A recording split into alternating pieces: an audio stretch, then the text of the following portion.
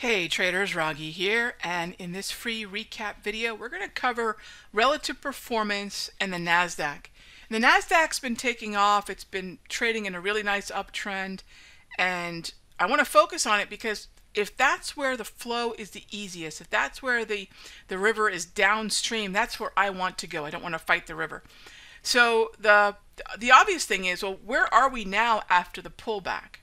So you'll see here on the daily time frame, the NASDAQ pulled back to the wave, and a lot of you will know this is a classic buy signal for me. In other words, we pull back into the wave, that's the reversion, if you will. To me, the wave does represent a certain, for me trading wise, a tactical mean that I want to buy back to. Some people look at that as a retracement, some people see that as a correction.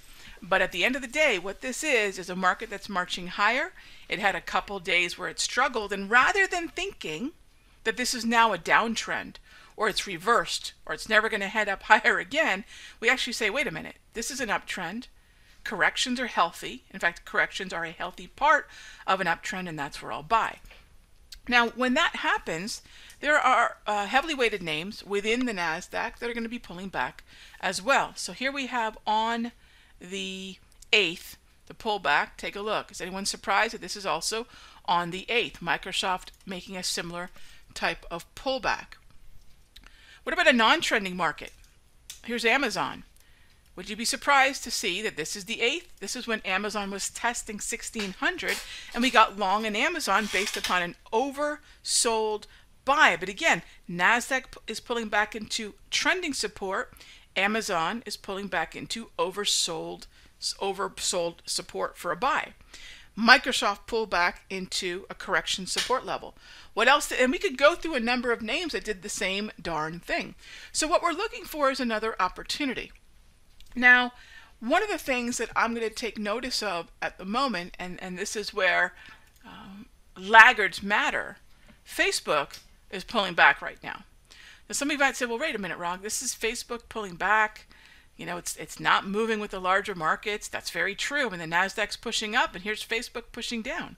So there's a few things that I want to do. One, I want to make sure that I'm not running into some sort of problem. I want to make sure there's not some sort of news out there where something, other than maybe a downgrade. I think what we had today was a downgrade.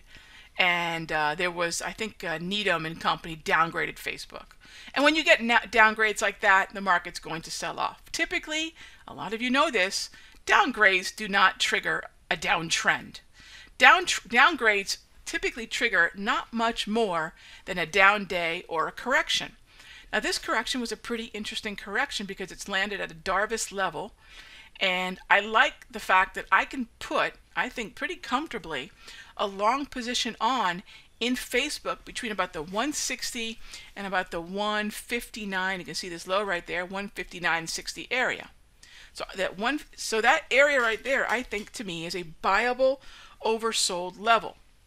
Now, one thing I need to be cognizant of, Facebook is not tracking with the NASDAQ right now. So I don't mind playing stocks that are not tracking with the larger averages, but you do need to make note, unlike Microsoft, unlike Amazon, unlike Apple, who have been moving up with the average, Facebook is not. So that presents a little bit of risk. I think it's the first thing to take note of. But this also allows us a few things, and there's two ways you can do this. If this is a risky trade because it's kind of doing its own thing and from a relative performance standpoint, Facebook's a bit of a laggard, no problem. What I will recommend is as we trade down into this level, there's two things you can do. You can look for just buying the underlying stock, okay, or you can look at putting on an options position that allows you to take advantage of what I believe to be a fairly volatile market in Facebook at the moment. So you want to look at the volatility of Facebook. And if you have high implied volatility, which I think we actually do at the moment, a little higher than normal, not super high, but a little bit higher, this is where a credit spread or a butterfly makes a lot of sense. So I'm not going to get into those mechanics because, obviously it's a little bit of outside of what we do, but I want you to realize that the timing of the tools that we use in the futures room and the weighting of Facebook as a small piece of a larger futures contract is a really effective way to understand the markets at large. So that's kind of what I'm doing right now in Facebook. I'm using this timing and I'm able to build a long position. And if I'm wrong, I'm going to know relatively quickly. I really don't want to let Facebook move much more than through the 159 level before I call it a day, before I call it quits on Facebook. So that's something to think about, but really what I want to drive home is the connection to the larger market, and I actually really want to drive home to the fact that Facebook's a little bit of a leftover trade. Apple, Microsoft, Amazon, we can go through a number of names that are in sync with the NASDAQ. So think about what's in sync, what's not, and then when you get an opportunity like Facebook to buy into what I think is a downgrade, which seldom turns into a downtrend, I think it could be a really interesting opportunity, and that's how I separate it from opportunities in Apple, Microsoft, Amazon, etc., but also still keep in mind that if the NASDAQ moves up higher, we could see some movement higher off that support in Facebook. I'll see you in the next update.